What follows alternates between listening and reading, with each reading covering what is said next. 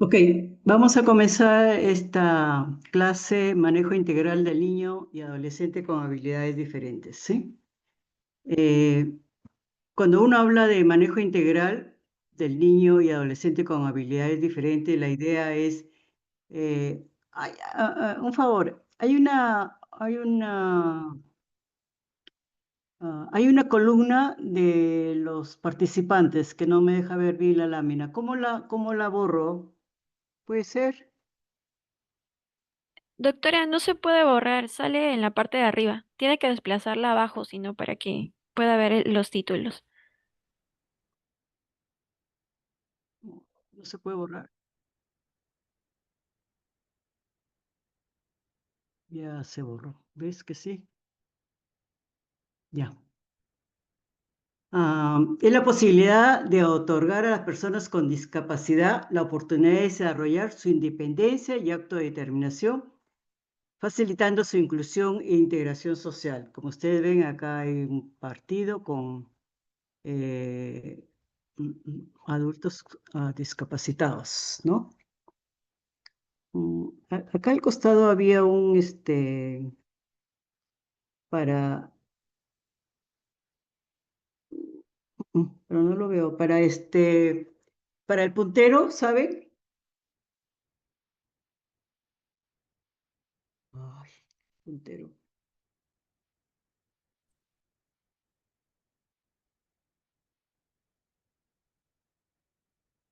No lo veo el puntero. Ay,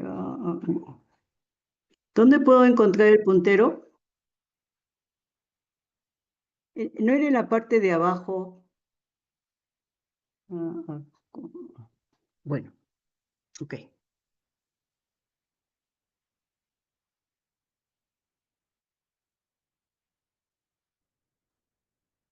Eh, ¿Cómo uno define la discapacidad? Son niños que tienen necesidades especiales en lo que es cuidado de la salud. Son niños con enfermedades crónicas que tienen limitación de la actividad de cualquier causa, tanto en la movilidad, comunicación, inteligencia, además de los tipos tradicionales que todos sabemos, que son la parálisis cerebral, espina bífida y de desórdenes musculoesqueléticos congénitos.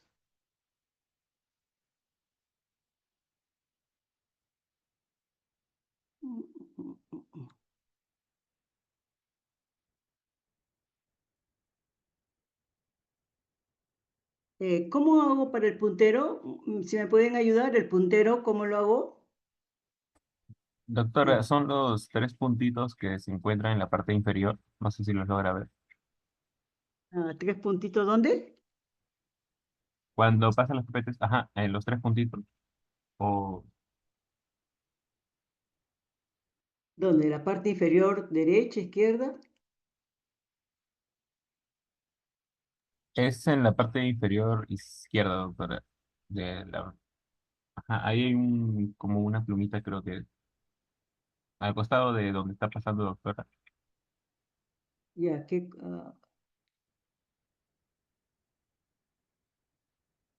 porque la vez pasada Acá está, acá está, acá está.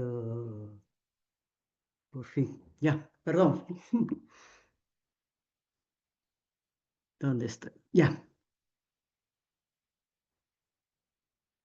En lo que es epidemiología, la ONU estima que en el mundo existen alrededor de 600 millones de personas con discapacidad, de las cuales 400 millones están en los países en vías de desarrollo, y de estos 60 millones están en la región de las Américas. Estas cifras representan un 10% de la población general y se considera que la discapacidad tiene repercusión sobre el 25% de la población total. ¿Por qué? Porque no solo afecta a la persona que sufre, sino a aquellos que la cuidan, como son la familia, la comunidad. Entonces, no solo el 10% que es de la población general, sino que hay una repercusión del 25%, porque no solo afecta a la persona que está enferma, sino a los que la cuidan, sobre todo a los familiares, a la comunidad. ¿Ok? En el manejo integral de los niños y adolescentes con habilidades diferentes, Entre los más frecuentes problemas tenemos alteraciones en el desarrollo y discapacidad intelectual, ¿no? Alteraciones en el desarrollo y discapacidad intelectual. Antiguamente se llamaba retardo mental, pero actualmente no, pues nadie usa retardo mental porque es medio peyorativo. Entonces ahora al DSM-5 lo ha puesto como discapacidad intelectual. El DSM-5 considera trastornos en el neurodesarrollo los siguientes problemas, ¿no? Los siguientes trastornos. Uno, discapacidad intelectual, trastornos en la comunicación, trastornos de espectro autista, trastornos del déficit de atención e hiperactividad. Este es un trastorno altamente frecuente, que uno lo puede ver desde pequeños, incluso hasta adultos. Y muchas veces incluso en adultos recién hacen el diagnóstico. Trastornos específicos del lenguaje y trastornos motores. O sea, todo esto son trastornos en el neurodesarrollo, pero todos son importantes. En los trastornos del neurodesarrollo intervienen no solo los factores biológicos, que son los genéticos, sino también hay factores ambientales, factores psicológicos, sobre todo lo que es pobreza, negligencia, ¿no? Que eso es importante, sobre todo en extractos socioeconómicos bajos, ¿no? Y hay lo que se llama el riesgo neurológico, en los cuales determinadas condiciones hacen que el paciente pueda tener mayor riesgo para hacer trastornos en el neurodesarrollo. Así tenemos, cuando los pacientes tienen antecedentes prenatales, por ejemplo, madre con embarazo de alto riesgo por infecciones, ¿no? Por consumo de drogas, o problemas perinatales o postnatales. Hay un riesgo también en los recién nacidos prematuros o de peso menos de 1500, menos de 32 semanas.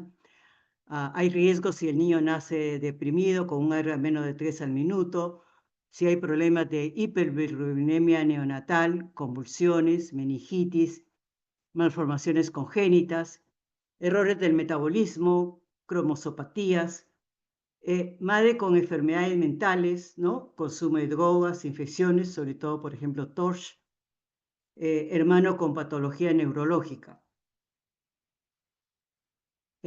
Cuando uno tiene un niño con un desorden en el desarrollo, ¿qué es lo que uno tiene que hacer en este paciente, en estas personas, en estos niños?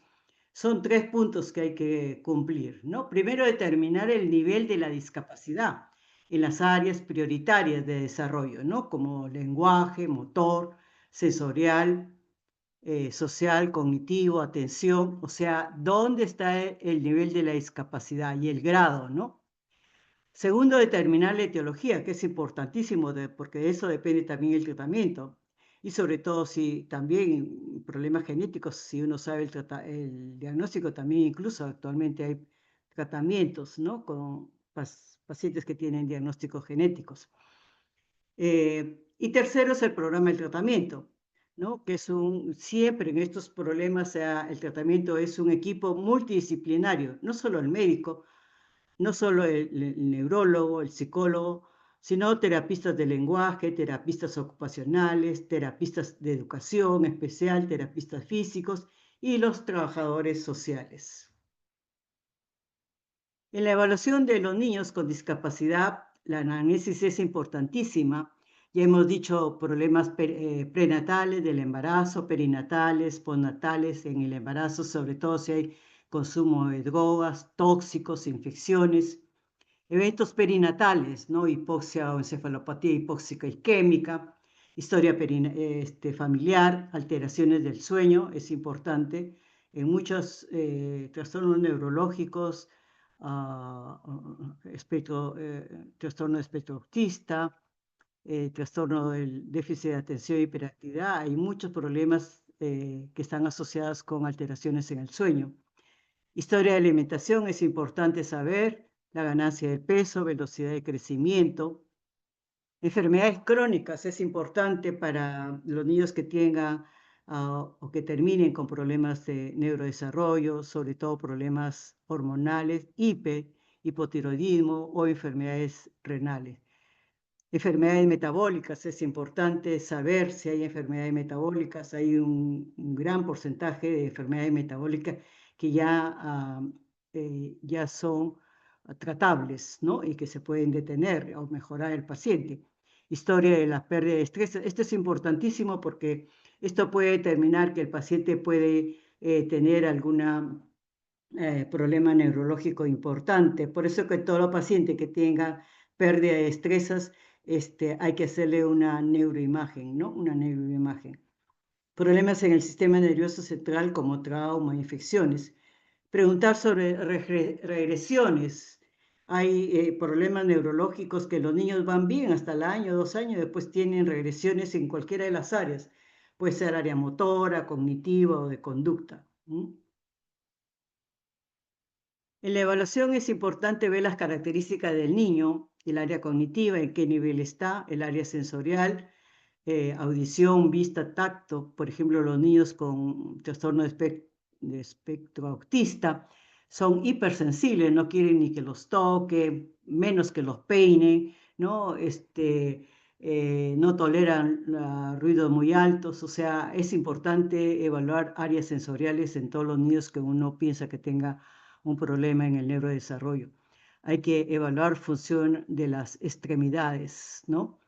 También hay que ver características de la familia. Es importante que la familia, por ejemplo, tenga conocimiento o conciencia de que el niño tenga una discapacidad. Hay que saber el nivel de educación de la familia y el querer estar con bienestar, ¿no? O sea, el querer ayudar a los niños con discapacidad. Eso es importante en una familia.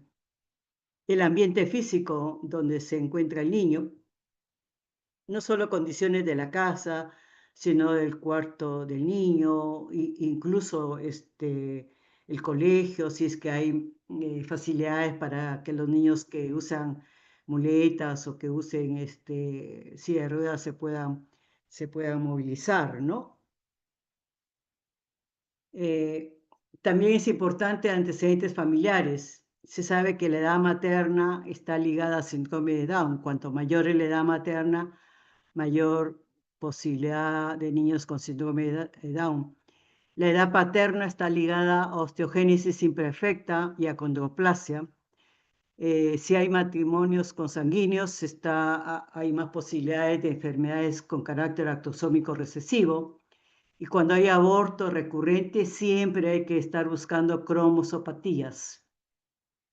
Cuando hay malformaciones congénitas, siempre hay que buscar alteraciones genéticas. Cuando hay niños con dismorfias, también buscar problemas genéticos. Cuando hay una asociación entre retraso del desarrollo y discapacidad intelectual, cuando un niño tiene estas dos cosas, siempre hay que buscar problemas genéticos, siempre hay que buscar. Por ejemplo, se sabe que si 2 hermanos tienen cardiopatía congénita, el 50% tienen problemas genéticos, ¿no? El 50%.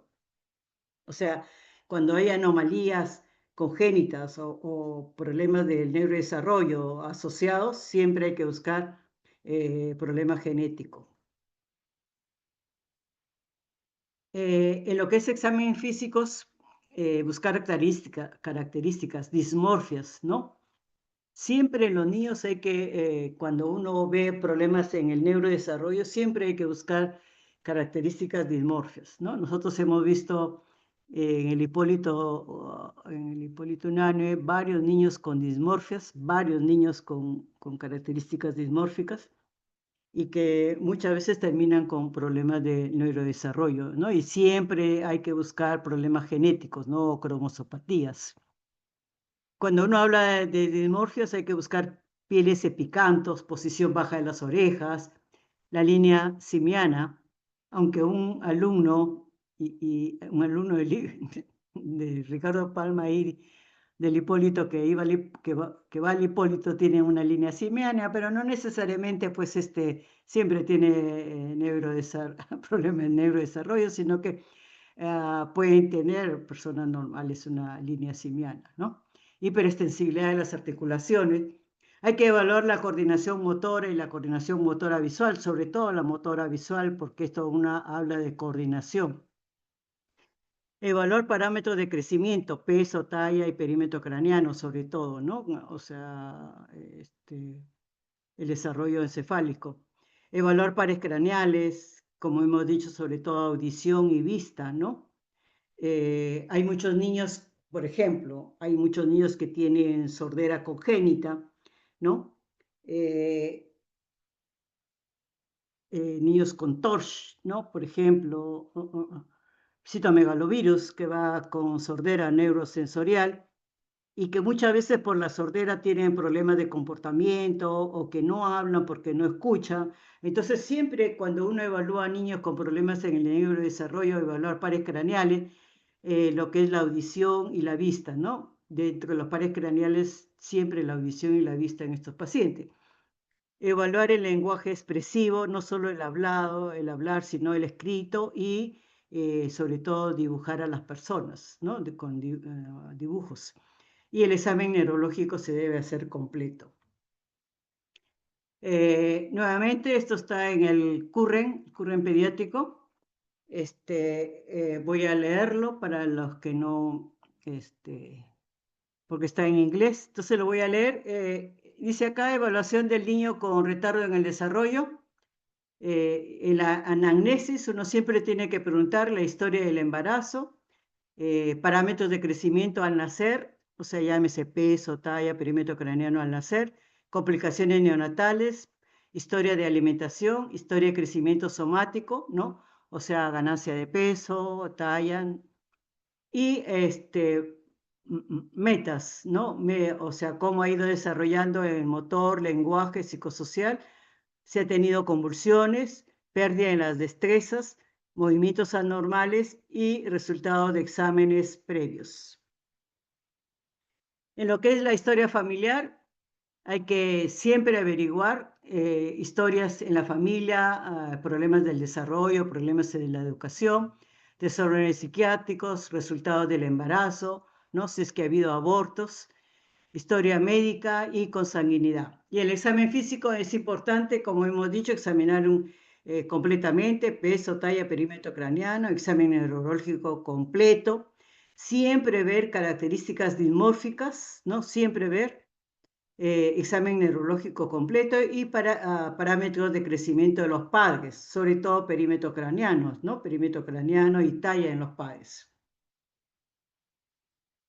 En lo que es laboratorio, actualmente hay mucho avance en lo que es análisis genéticos, mucho avance, mucho avance. Hay ahora lo que se llama el análisis de microarray. Antiguamente era el análisis de cromosomas. Este análisis de cromosoma actualmente ha sido reemplazado y ahora se llama el microarray. Hay muchos análisis de microarray, por ejemplo, que se hace el diagnóstico de autismo, ¿no? O sea, cuando uno piensa en autismo, lo primero que tiene que pedir es un microarray, ¿no? Si es que uno piensa en un problema genético dentro del autismo.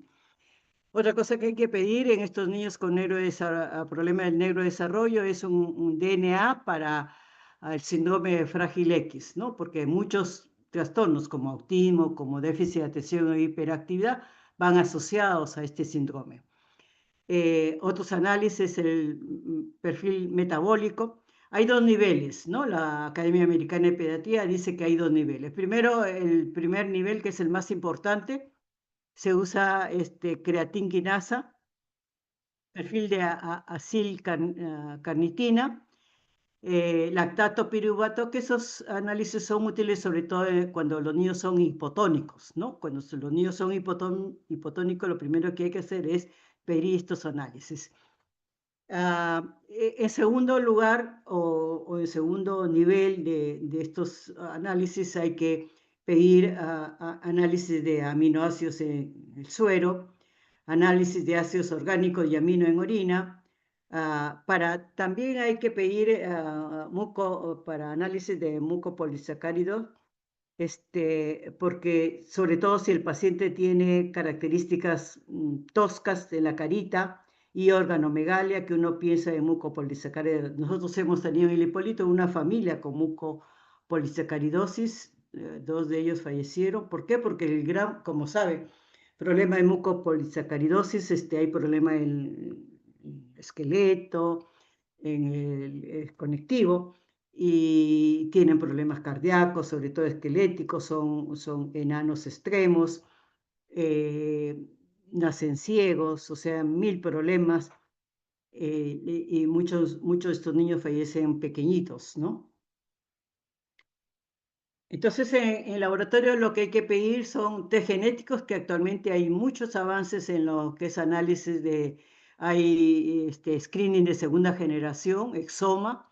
Entonces hay una serie de análisis genéticos que actualmente ayudan al diagnóstico de muchas anormalidades genéticas que se puede hacer el tratamiento si es que hubiera.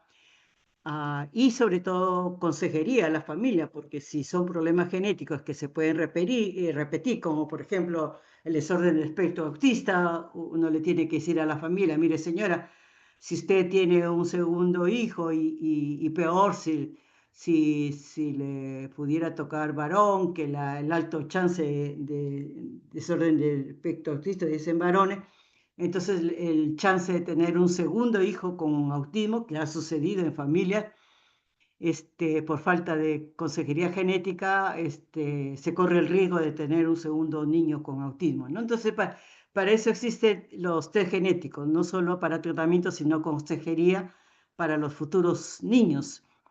Otro examen que es obligado, los test metabólicos, que también dan problemas de neurodesarrollo y que hay que hacerlos, el primer nivel de test, y de acuerdo a eso también se pasa al segundo nivel de exámenes de metabólicos.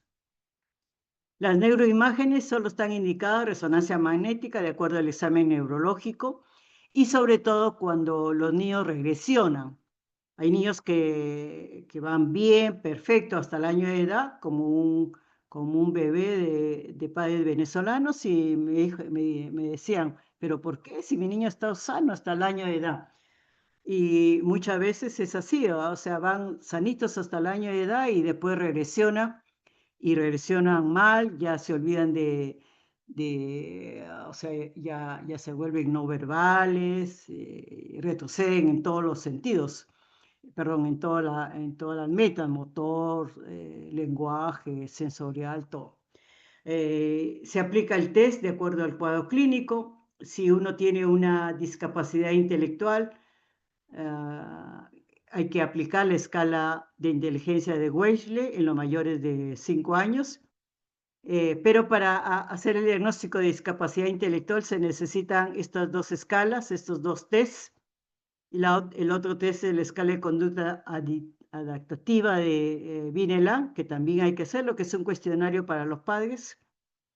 Cuando uno tiene un paciente con un desorden de déficit de atención e hiperactividad, hay que hacer también escalas diagnósticas, que son cuestionarios a los padres y profesores, se llaman escalas de Vanderbilt. Y para los niños, cuando uno piensa que tienen un desorden de espectro autista, es el cuestionario MCHAP.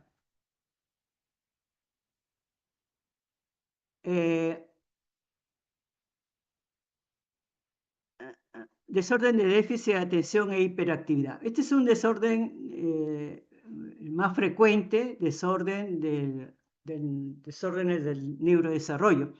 Afecta al 6%, incluso hay unos que dicen que hasta el 8% de los niños en edad escolar. Es una triada. Impulsividad, hiperactividad y déficit de atención. Es una triada. Es un desorden multifactorial. Tiene un componente genético, ¿no? O sea, tiene un componente genético que es importante determinar. Pero generalmente está relacionado con los neurotransmisores tipo dopamina y norepinefrina. ¿Cuáles son los factores de riesgo para déficit de atención e hiperactividad? Fuerte es cuando el sexo masculino, ¿no? O sea, tanto para déficit de atención como para desorden del espectro autista, O sea, lejos, lejos es 5-1, hombre a mujer, lejos, lejos, ¿no? Entonces, mayormente es en varones, ¿sí? Riesgo moderado hay cuando hay una historia familiar de déficit de atención e hiperactividad, cuando hay dificultades en el aprendizaje o consumo de drogas. Y un factor de riesgo débil cuando hay una exposición in útero de consumo de alcohol, nicotina o hay una comorbilidad neurológica, ¿no? Un problema neurológico asociado. Cuando uno tiene un niño con problema de déficit de atención, en la anamnesis uno tiene que preguntar acerca del embarazo, del parto, de historia familiar, y tiene que buscar o preguntar sobre la triada. En lo que es impulsividad, tiene que preguntar si el niño tiene dificultad para hacer una cola, ¿no? O formar turnos, hacer una cola. En la hiperactividad tiene que preguntar si el niño habla excesivamente, corre todo el día, está intranquilo. En lo que es falta de atención, hay que preguntar si el niño cumple con las tareas, si es pobre de organización y si es que tiene falta de interés en los detalles. El examen físico es un examen completo, examen neurológico también. Hay que establecer si hay un retardo en el desarrollo global o en determinadas áreas, por ejemplo, solo dificultad para aprender. Hay que ver si tiene características dismórficas, ¿no? Son unos niños con unas características raras. También hay que preguntar o hay que examinar agudeza visual y hay que hacer un test para la audición. Y hay que observar la relación padre y niño, que es muy importante. Para hacer el diagnóstico hay que observar al niño más que un lugar, o sea, no solo en la casa, sino también en el colegio, ¿no? Es importante.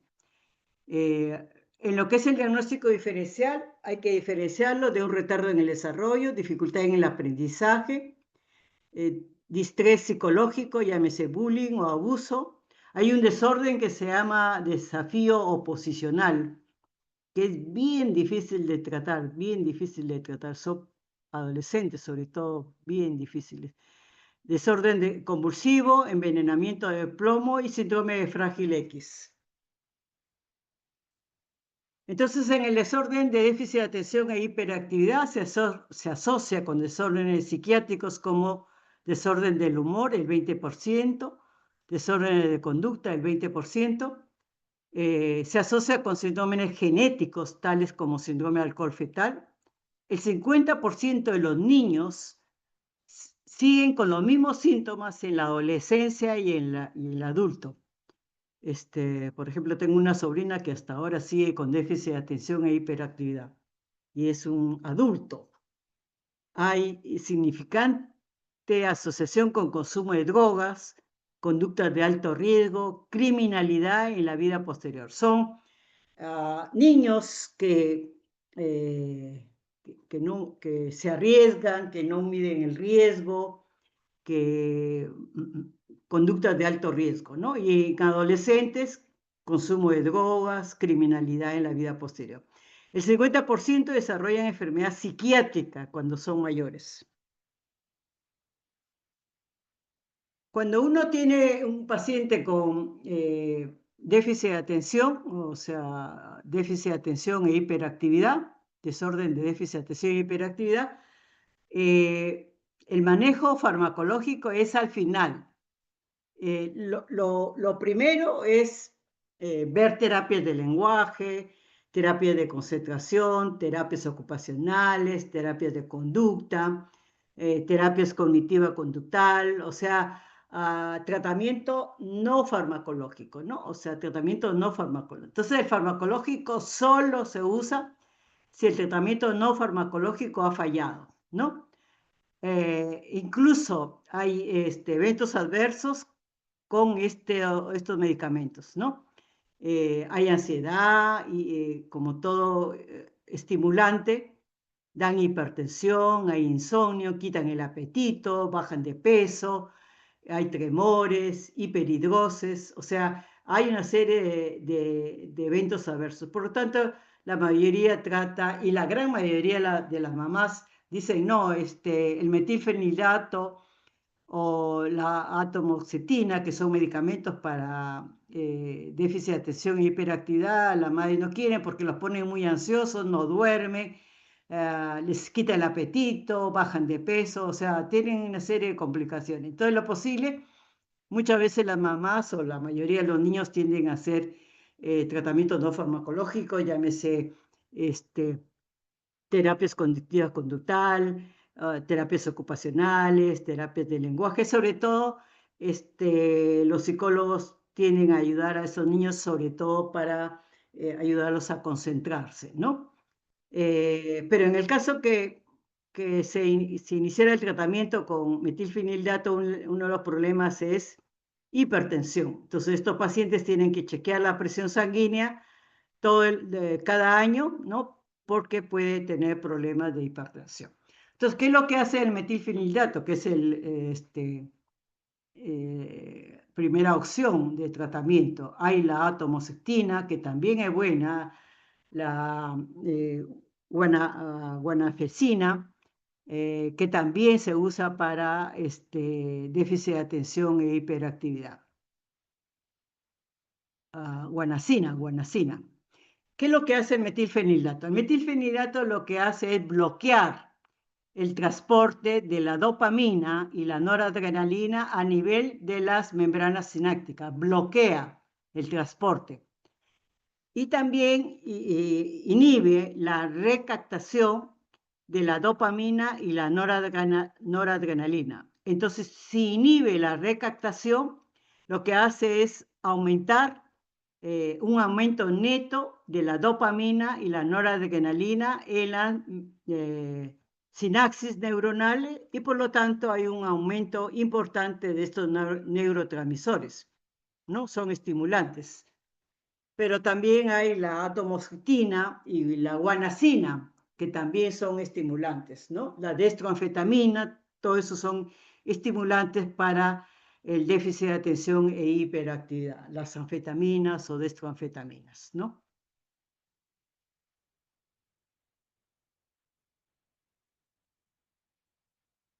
Por ejemplo, en Cayetano Heredia, en mi promoción, habían no sé si ahora, pero había un grupo de alumnos que tomaban anfetaminas para los exámenes, ¿no? Y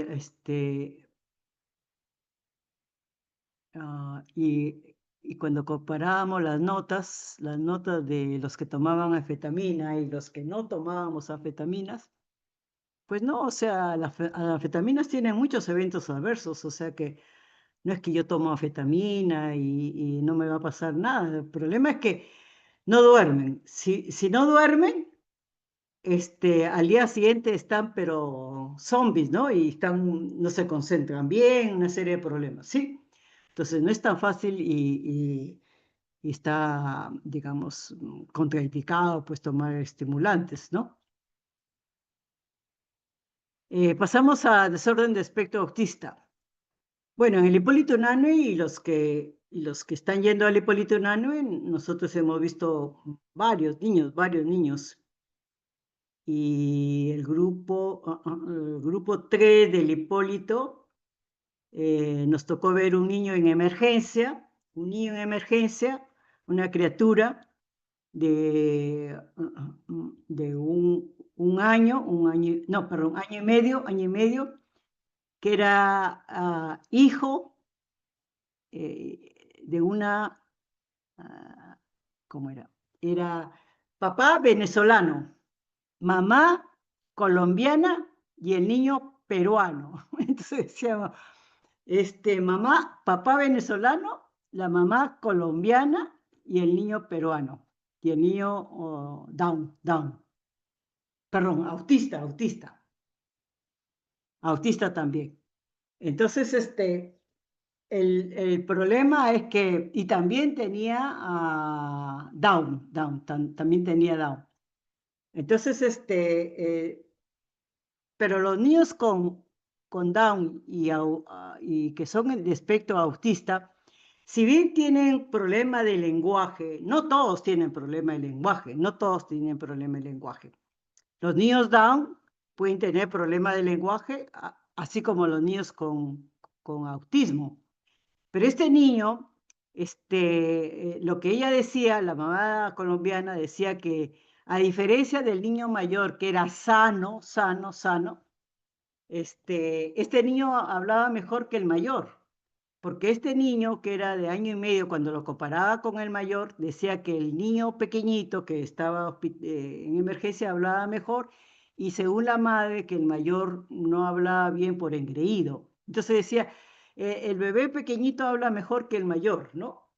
Entonces, a veces hay niños con desorden de espectro autista que tienen problemas de lenguaje, pero no todos, no todos. Por ejemplo, dentro del espectro autista hay lo que es el Asperger, ya lo vamos a ver, ¿no? El Asperger tiene lenguaje normal, tiene un coeficiente de inteligencia normal, pero el problema del Asperger es comunicación social, ¿no? Pero por comunicación social, y si tiene un coeficiente de inteligencia normal y tiene un lenguaje normal, pues hace una vida casi normal, ¿no? Entonces, el desorden de espectro autista tiene igual una triada, ¿no? Tiene problemas de sociales, no se comunican, son niños que se aíslan, que juegan solos, que no hacen contacto de la mirada, no te miran, no son empáticos y juegan solos, ¿no? En lo que es lenguaje, hay un grupo de niños que tienen lenguaje normal, hay otros grupos que hablan poco y hay otro grupo que no habla, ¿no? Hay niños que tienen retardo en hablar, hay niños que hacen interpretación literal del lenguaje, por ejemplo, no entienden los chistes, ¿no? No entienden, porque ellos hacen interpretación literal del lenguaje, y también usan ecolalia. Y la otra característica es conducta repetitiva. Por ejemplo, hay muchos niños que, por ejemplo, un niño que vino de Puno, que ya tenía como 10 años y fue hospitalizado por tuberculosis, y era un niño con autismo. Y dice la mamá, lo primero que se dio cuenta es que su niño hacía cosas que le parecían raras. Por ejemplo, aleteaba con las manitos, ¿no? Aleteaba. O palmoteaba. Entonces cuando ella miró y decía, ¿pero qué? ¿Qué le pasa? Entonces, o sea, uno lo que tiene que preguntarle a la madre, ¿qué le ve de diferente? Sobre todo si tiene hijos mayores, ¿no? Entonces, lo que la madre dice, no, este niño le pasa algo, porque, bueno, lo más importante es el problema social, que no se comunican, son niños que si van al nido, o se pelean, o no se hablan, o son agresivos, o no se comunican. Pero hay otros que chiquititos comienzan con conductas repetitivas como aleteo, o sea, aplausos. Y, por ejemplo, otra mamá decía que se dio cuenta cuando su niño daba círculos todo el tiempo, ¿no? Entonces la mamá se da inmediatamente cuenta de por qué su niño es diferente, ¿no? Y acá tenemos, este es el esquema del espectro de autismo. Hay una parte que es por ejemplo, acá tiene IQ, ¿no? Coeficiente de inteligencia promedio, un coeficiente de inteligencia alto, y hay niños con síndrome de Asperger, lo cual es un autismo con alto funcionamiento. ¿Por qué? Porque estos pueden tener un IQ incluso alto, ¿no? Tienen lenguaje normal, y el único problema de estos es que tienen problemas de comunicación social, ¿no? Por ejemplo, en el Hipólito, yo siempre lo he dicho, nosotros hemos visto muchos niños con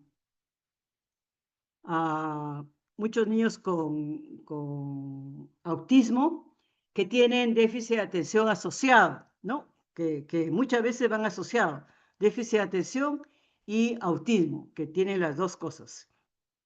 Y yo me acuerdo de un adolescente que tenía un IQ altísimo, pero era un autismo, porque él decía que sabía mucho más que los profesores, ¿no? Y él decía, era un adolescente de 14 años. Él decía, yo no voy al colegio porque yo sé más que los profesores. Bueno, y lo que entró al hospital porque se intentó matar, ¿no? Era un adolescente que quiso matarse, ¿por qué? Porque él se sentía frustrado. Él decía que era diferente, pero que se sentía frustrado, porque, bueno, vivía en una familia de padres separados y nadie le hacía caso. Entonces, si bien tenía un IQ altísimo, tenía otros problemas, ¿no? Pero también hay niños con autismo que tienen problemas de aprendizaje, problemas de lenguaje o discapacidad de lenguaje severo, ¿no? Niños con autismo. También con un grupo del Hipólito vimos un niño con autismo severo, severo. Era un niño que no hablaba, era un niño que tenía problemas del sueño, que no dormía, y la madre lo único que decía, doctora, lo único que yo quiero es que mi hijo duerma. Dice que eran 3, 4 días y no dormía el niño, tenía problemas de lenguaje, era agresivo, no quería ni que le toque, tenía el pelo larguísimo y es que no toleraba que le toquen el pelo, no toleraba que lo bañaran, estaba todo sucio porque tenía hipersensibilidad al tacto, no quería que lo bañen, no quería que le toquen el pelo, la madre sufría tremendamente y tenía un hijo mayor sano, sano, sano. Entonces cuando la madre ve la diferencia entre un niño sano y otro niño con autismo severo, y la madre joven sufría mucho, pero lo único que la madre quería era que su hijo durmiera, ¿no? Pero no tenía muchos problemas con el sueño, cosa que en el autismo es posible, ¿no? Entonces, factores de riesgo, el sexo masculino es de alto riesgo, ¿no? Alto riesgo, es uno de los factores de riesgo más importantes, ¿no? Que sea hombre. Historia familiar o hermanos afectados también hay una incidencia aumentada de base genética, por eso que pueden haber 2 hermanos en una misma familia. Cambios genéticos específicos, si bien se han implicado, pero no explica todo el rango de presentación, por lo tanto es un proceso multifactorial. Y como les dije, el síndrome frágil X es bien asociado con el desorden de espectro autista. Cuando uno hace la historia, tiene que preguntarle a los padres, sobre todo sobre conducta social, ¿no? A los padres, a los cuidadores, a los profesores. Generalmente la madre se da cuenta, por ejemplo, lo primero que una madre me dijo una vez es, lo primero que me di cuenta es cuando yo lo llamaba y no me contestaba, ¿no? Yo lo llamaba y no me contestaba. Es lo primero que se... Y generalmente la madre se da cuenta, por ejemplo, no sé, a los 8 meses o que no la miraba o al año ya se estaba dando cuenta, ¿no? Pero las formas severas es 2, 4 años, cuando hay un retardo severo del lenguaje, cuando hay un compromiso social importante. Preguntar sobre las metas, ¿no? Sociales, si es que alguna vez se sonrió, si es que juega con los niños, ¿no? Si hay un desarrollo, generalmente muchos niños con espectro autista desarrollan normal el primer año de vida, pero después pueden retroceder, ¿no? Preguntar acerca de la historia familiar, si es que hay regresión de destrezas previamente adquiridas, siempre hay que anotar, porque un 10 a 15% de los niños con autismo pueden estar bien hasta el año, año y medio, y después comienzan a retroceder. Eso puede suceder, eso puede suceder. El examen hay que ser un examen completo, un examen neurológico, ver características dimórficas, porque pueden haber diagnósticos asociados.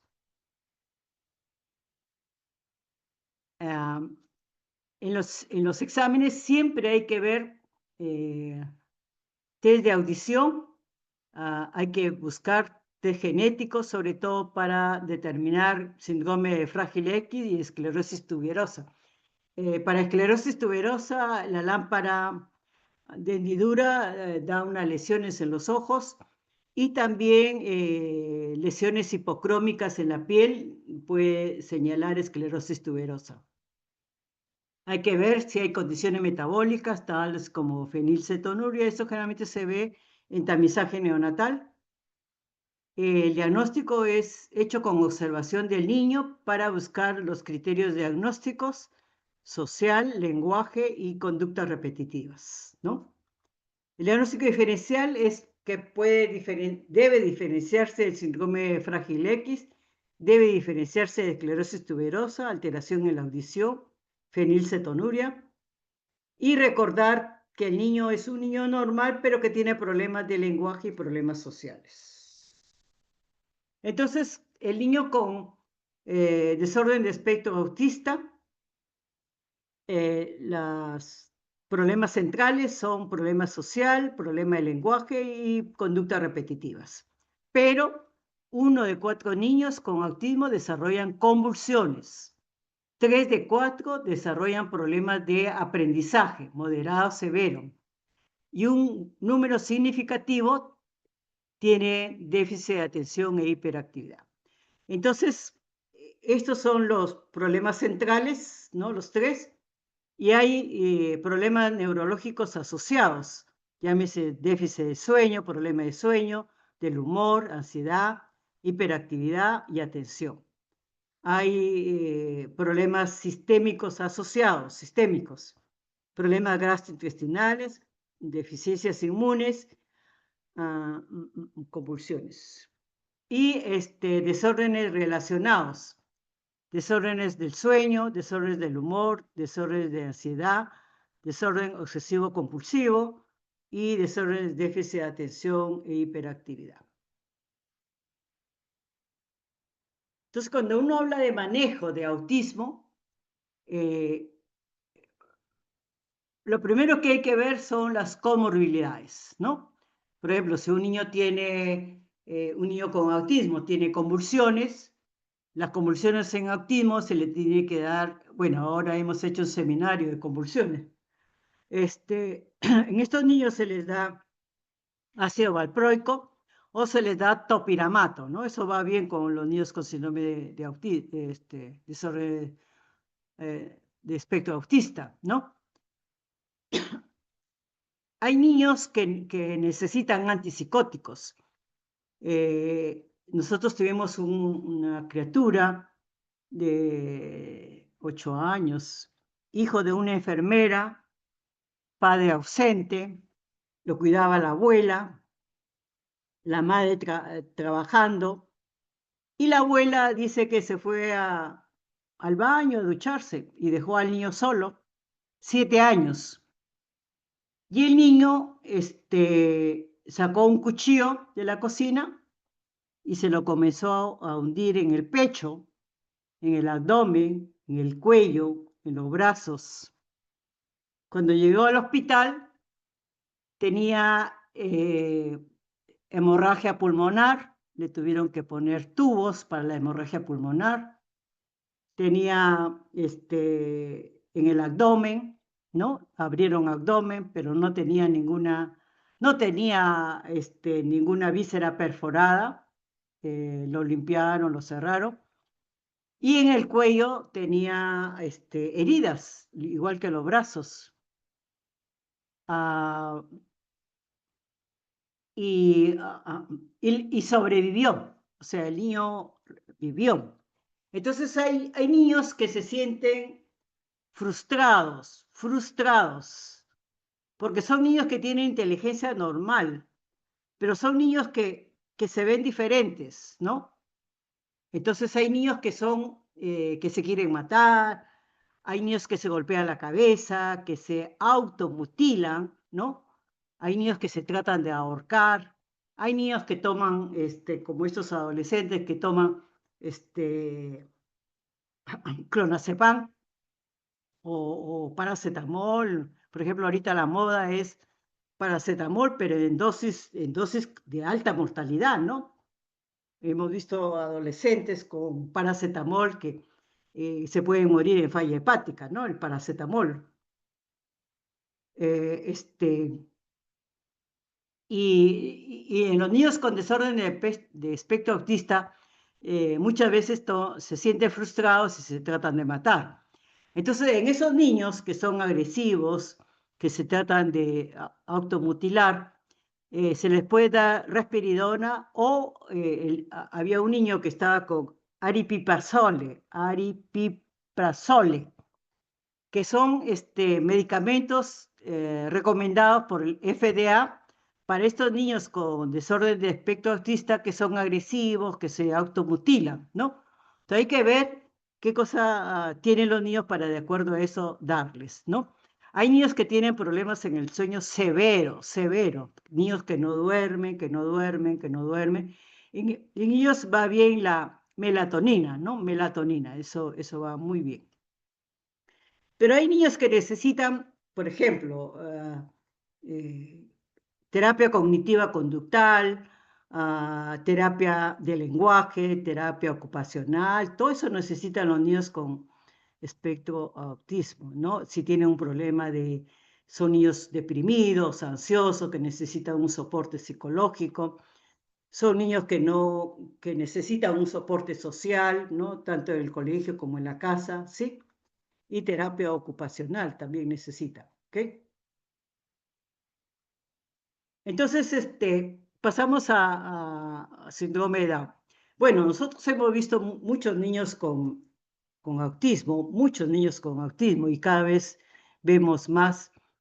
Y en realidad da mucha pena porque es una carga para la familia, sobre todo por el gran manejo de las comorbilidades. Son niños que no duermen, son niños que se agreden.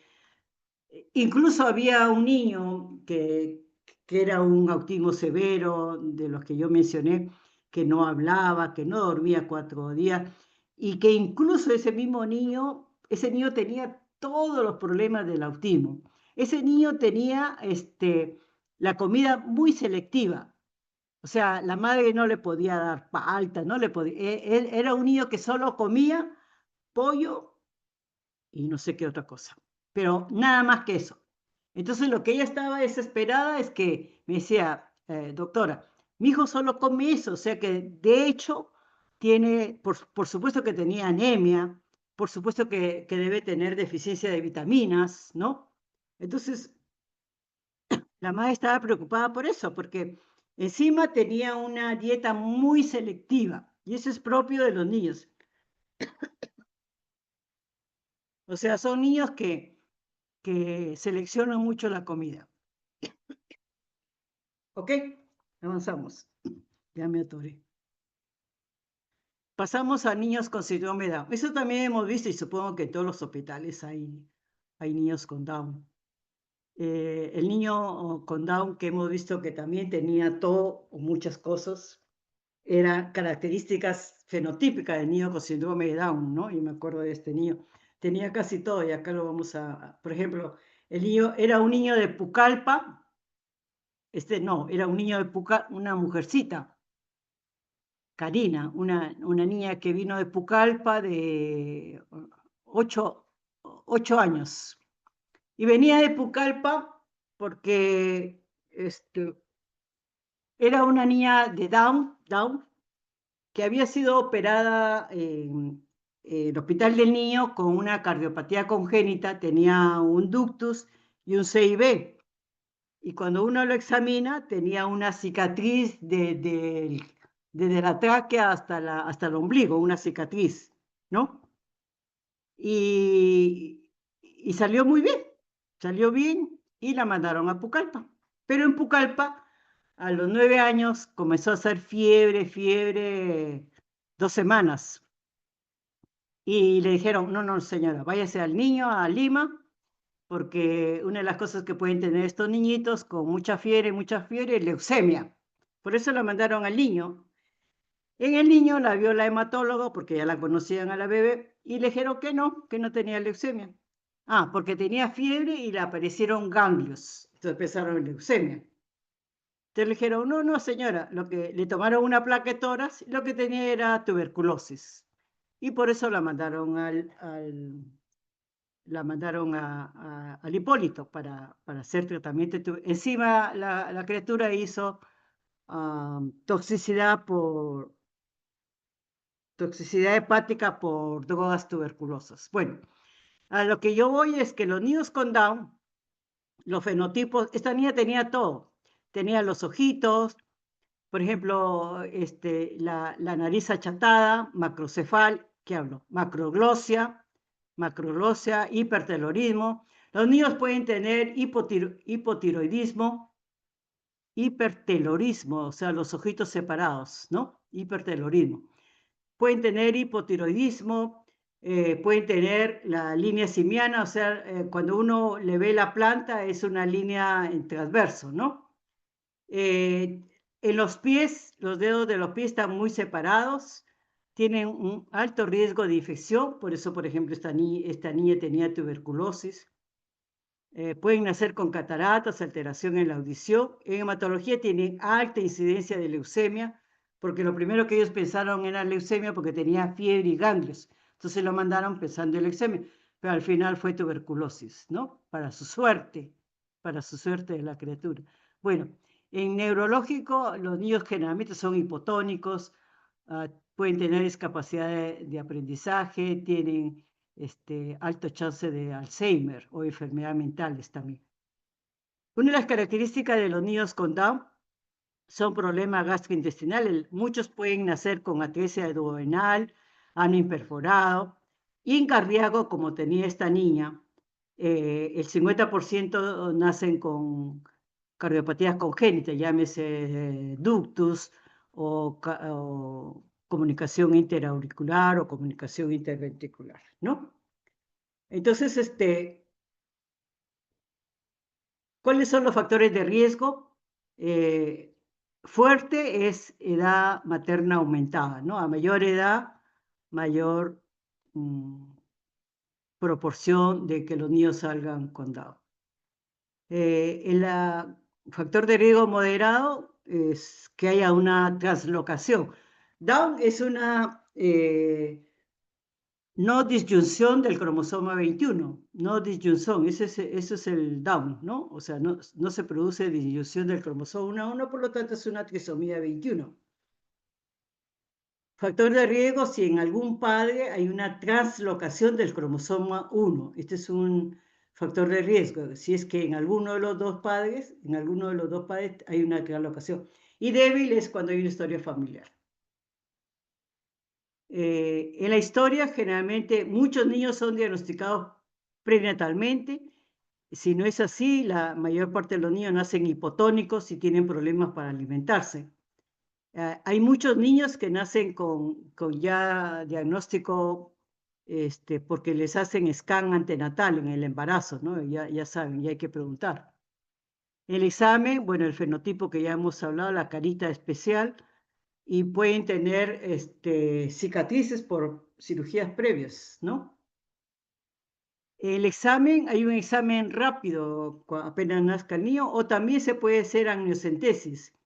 Hay un examen de la vellosidad coriónica que se le hace a las madres con alto riesgo de llevar un niño con Down, ¿no? Y hay que hacer el cariotipo. Esos son los exámenes que se hacen. Ese es el examen que se hace, es un test prenatal, que son 3 marcadores, y de acuerdo a eso uno sabe si hay alto chance o alto riesgo de síndrome de Down. Se dosa alfa-fetoproteínas, gonadotropina coriónica humana y estradiol no conjugado. Si sale alto la gonadotropina coriónica humana y bajo la alfa-fetoproteína y bajo el estradiol, ese es alto riesgo de síndrome de Down, ¿sí?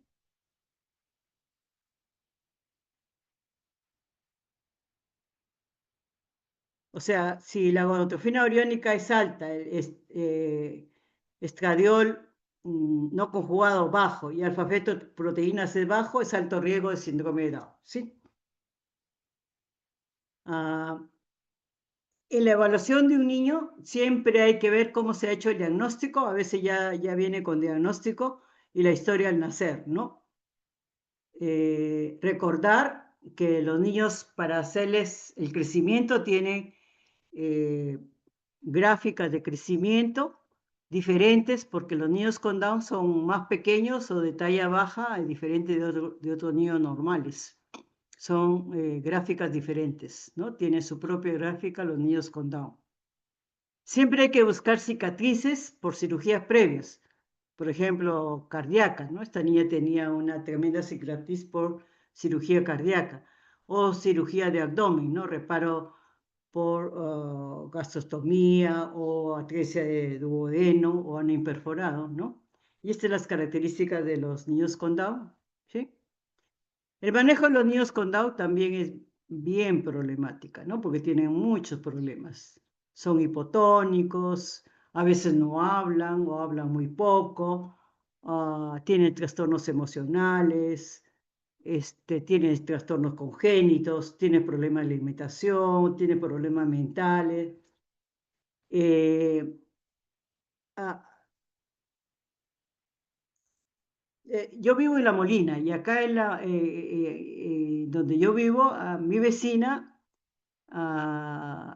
de padres ya mayores tuvieron una niña, Down. Y yo veía a la niña desde que nació. Y yo la seguía a la niña hasta los 15 años. Y estaba bien. O sea, bien, porque el papá la llevaba a colegio especial, todas las terapias le daba el papá ingeniero. Y un día vengo a trabajar y me dijeron que la niña se había suicidado. Una niña que era hija única, de papás que la miraban, le daban todo, y se suicidó, ¿no? Y la madre nunca supo por qué, pero la niña iba al colegio, o sea, la niña iba a un colegio especial, parecía que iba bien. Sin embargo, los niños con síndrome de Down, con todos estos problemas, siempre tienen problemas de frustración, de depresión, de ansiedad. O sea, ese problema de salud mental siempre hay que ver en estos niños, porque la incidencia de suicidios es alta, ¿no? Y vamos a ver discapacidad intelectual, lo que antes se llamaba retardo mental, pero ya no hay que decir esa palabra, sino discapacidad intelectual. Se define como un desorden del desarrollo intelectual, ocurre en el 2-3% de la población general, y los casos leves son los más comunes, son los que suceden en la comunidad general porque son problemas socioculturales, ¿no? Generalmente son familias que no lo llevan a los niños a sitios de estimulación, son familias negligentes, ¿no? Que no ayudan a los niños a estimularse. Comprende un retardo en el desarrollo del lenguaje, en la atención, en destreza motora, en el pensamiento abstracto, por ejemplo, en matemáticas también, destreza visual espacial y logros vocacionales y académicos sobre todo, ¿no? Para el diagnóstico se requiere, como dije antes, dos pruebas. El coeficiente de inteligencia, que debe ser menor de 70, y una función adaptativa menor de 2 desviaciones estándar por debajo del promedio, que son la escala de Weill y la escala de Binet, ¿no? Para la función, ¿qué cosa es la función adaptativa? Es la habilidad que tiene el niño para funcionar en su quehacer diario, o sea, en su vida diaria, ¿no? Cómo funciona, cómo se desenvuelve en su vida diaria. Esa es la función adaptativa. Y se mide con la escala de conducta adaptativa de Binet, ¿no? Binet. O sea, uno tiene que hacer esta prueba y aparte el coeficiente de inteligencia, y con los dos se da el diagnóstico. La función cognitiva predice el logro académico. En cambio, la función adaptativa predice el nivel de independencia de las destrezas en la vida diaria. El nivel de severidad es determinado por la función adaptativa, que es lo que determina el nivel de soporte. O sea, si bien la función cognitiva da el logro académico, que es importantísimo, pero la función adaptativa es importante porque eso determina cómo el paciente va a ser independiente en sus labores diarias o su vida diaria, ¿no? Porque de ahí va a depender si necesita o no necesita soporte.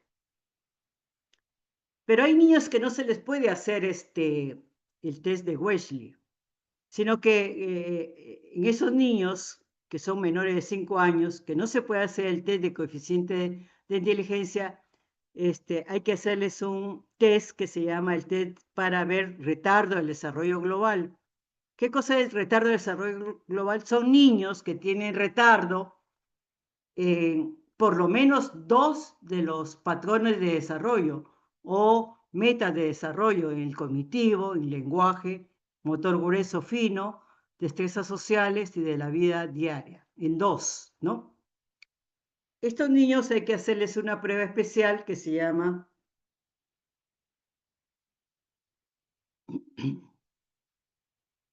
de Bailey, ¿no? O sea, vamos a ver si está. El análisis de estos niños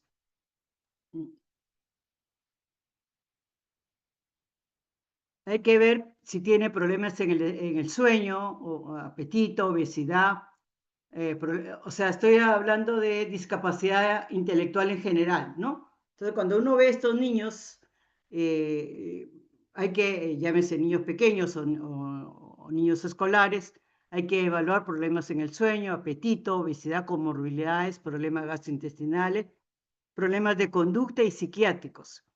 Hay que ver historia familiar porque hay problemas, por ejemplo, que son hereditarios, ¿no? Que son genéticos. Hay que evaluar el examen físico, sobre todo perímetro craneano.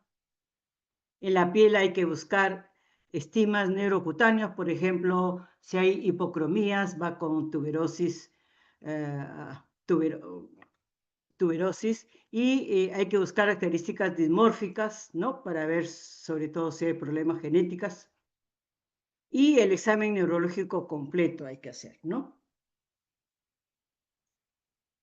Entonces, para los niños menores de 5 años hay que usar la escala de Bailey, que son niños que no se les puede aplicar porque no pueden hacer las respuestas adecuadas cuando son mayores de 5 años, y en esos niños mayores de 5 años es lo que usamos la escala de inteligencia de Wesley, en los mayores de 5 años. Pero en los menores de 5 años hay que usar la escala de Bailey, ¿sí?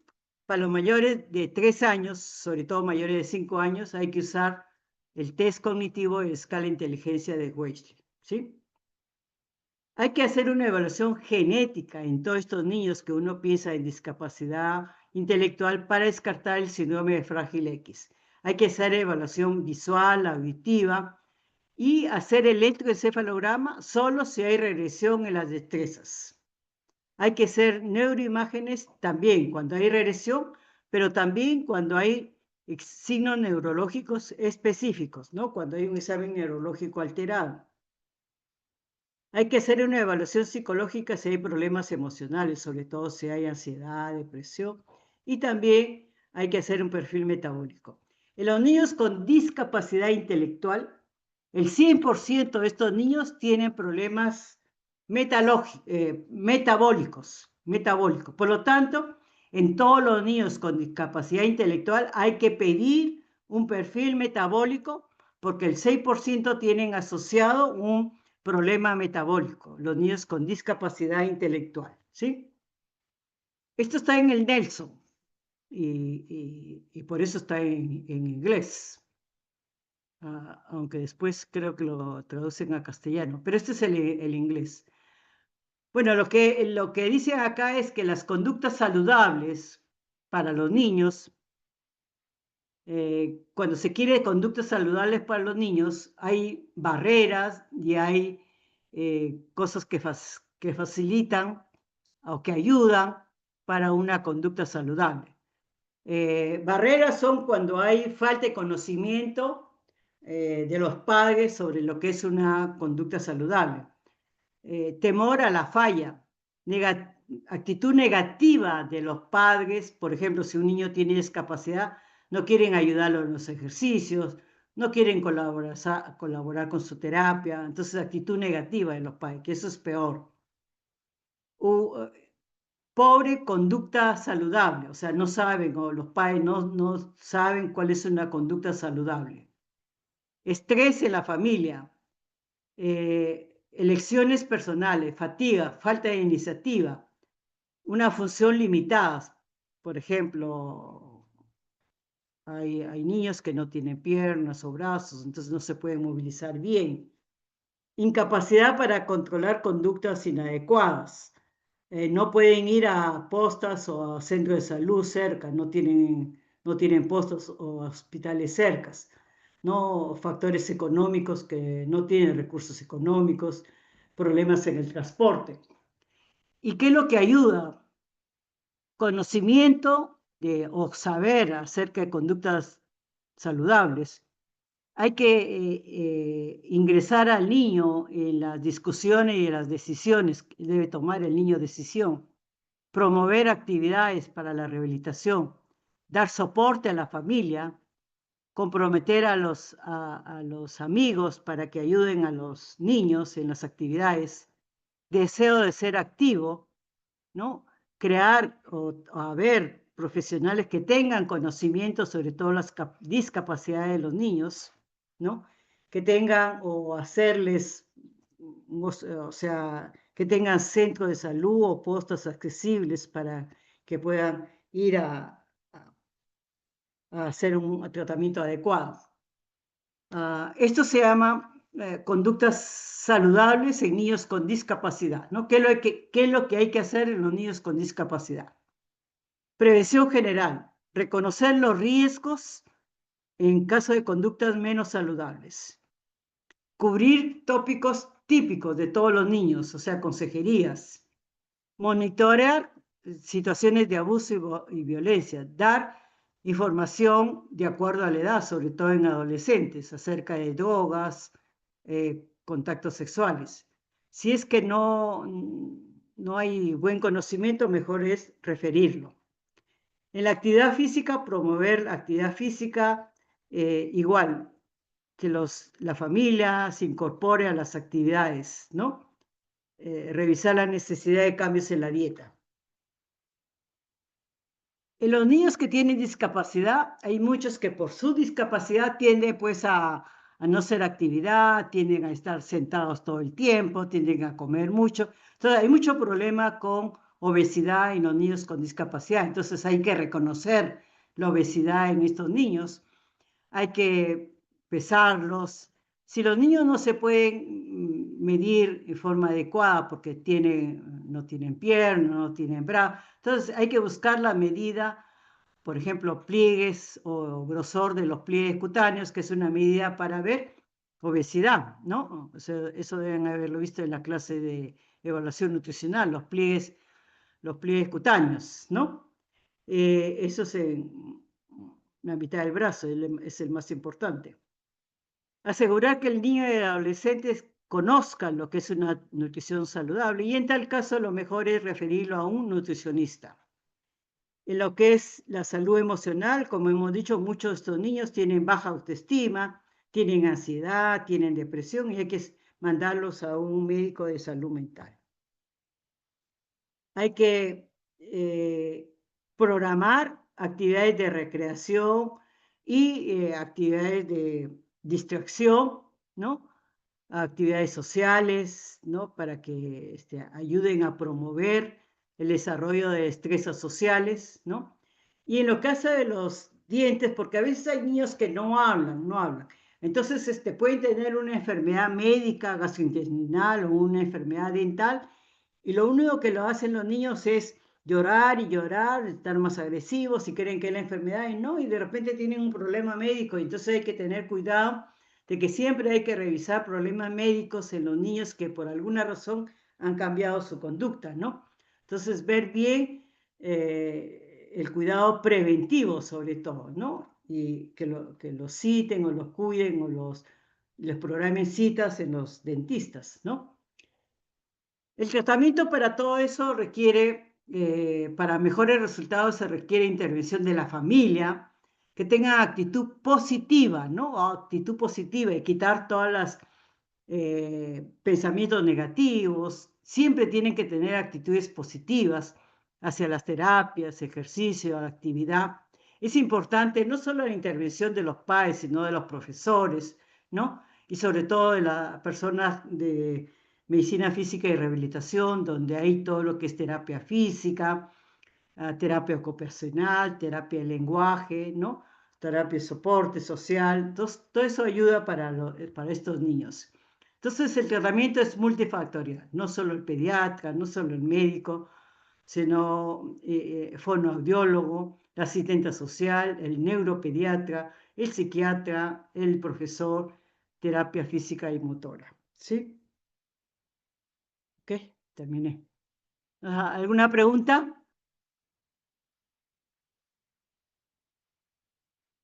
Momento no, doctora. ¿No?